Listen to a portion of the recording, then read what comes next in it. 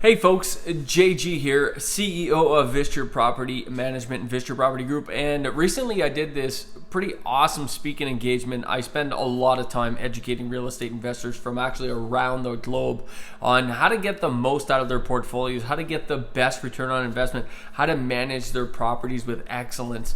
I do a lot of this. I spend probably half of my time public speaking. And I recently did this particular session on how to do a rent-ready renovation, which means how do you take your unit and make it rent-ready? How do you upgrade? How do you take your renter profile and increase it if that's what you want to do?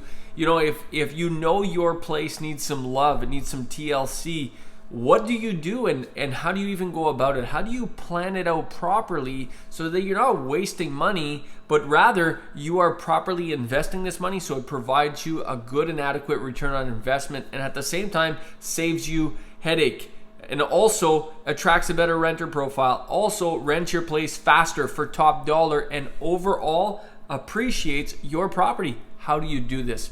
We are going to cut now to that session where for 30 some odd minutes, I'm going to go in depth on exactly how to do this.